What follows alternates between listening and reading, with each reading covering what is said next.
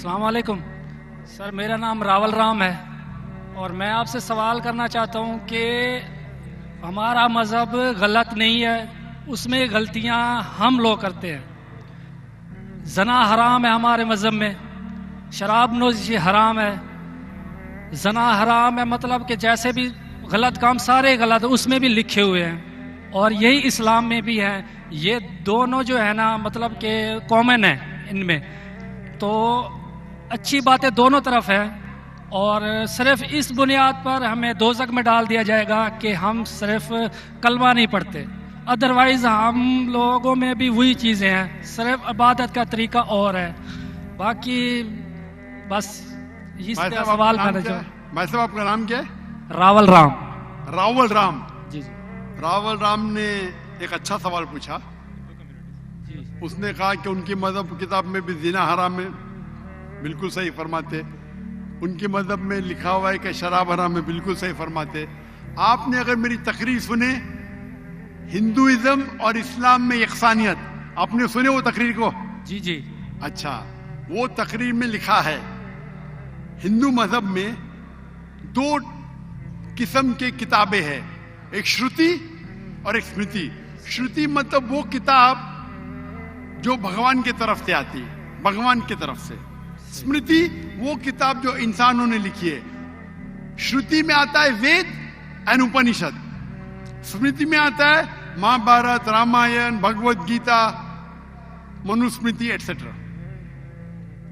آپ اگر پڑھیں گے آپ کے چھندوگیہ اپنشد تو شروتی ہے، Chandogya Upanishad chapter number 6 section number 2 shloka number 1، ناکسیہ کسیجہ،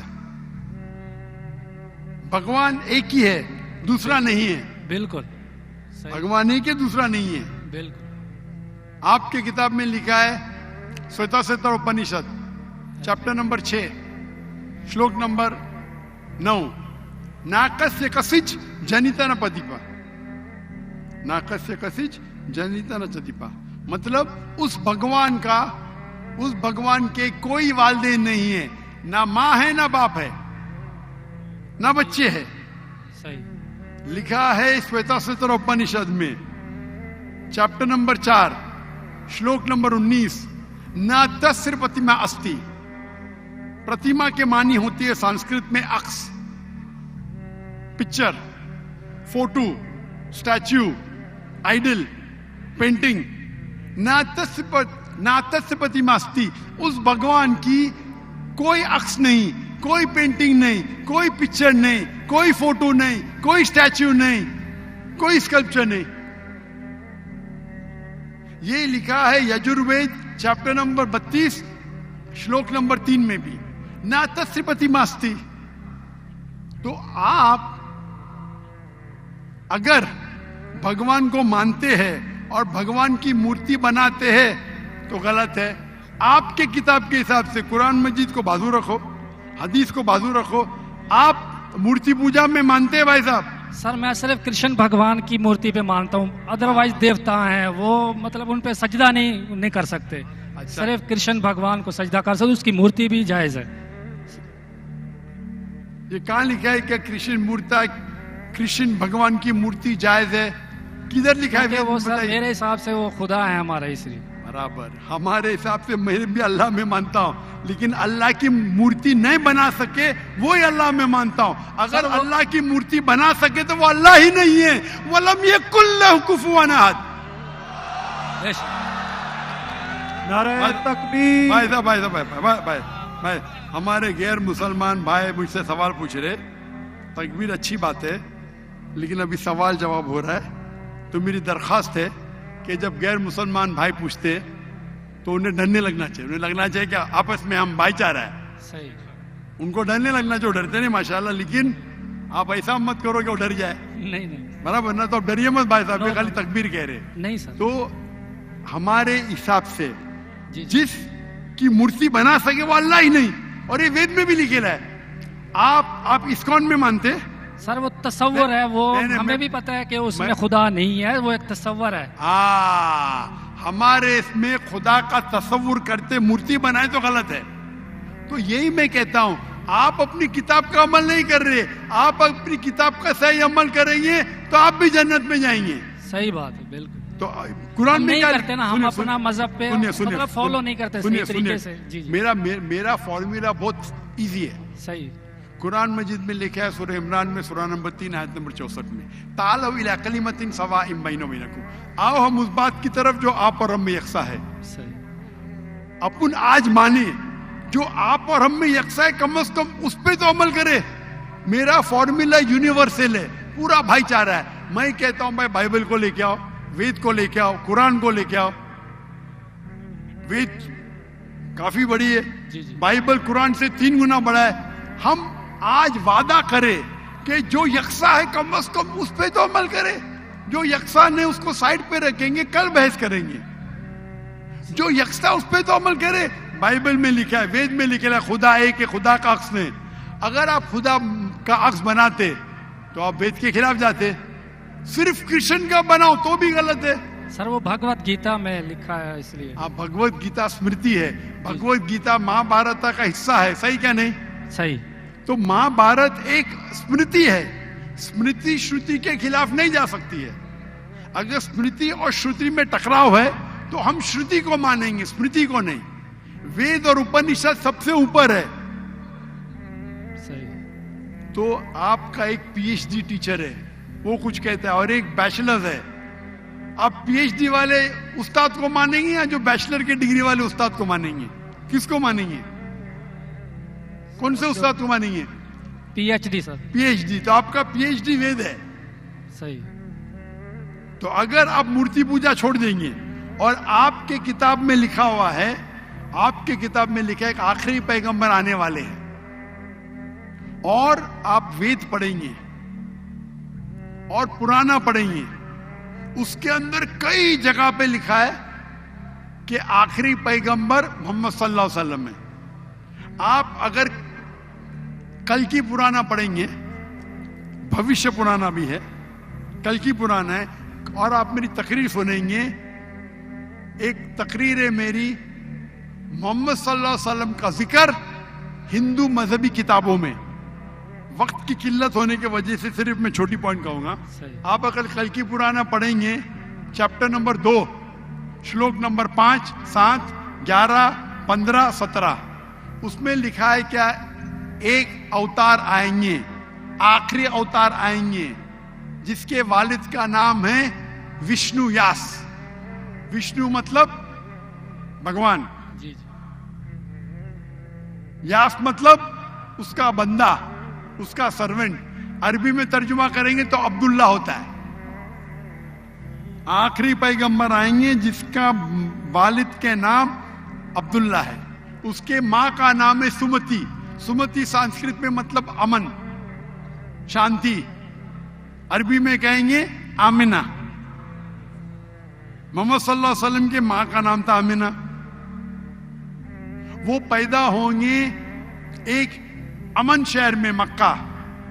اس شہر کے گروہ کے لیڈر کے قبیلے میں پیدا ہوں گے, قریش کے قبیلے میں. اس کے 4 قریب دوست ہوں گے. ذکر ہو رہا ہے خلفاء راشدین کا. اور محمد صلی اللہ علیہ وسلم کا ذکر تو بہت لمبا ہے, 2 گھنٹے کی تقریر دے سکتا ہوں میں.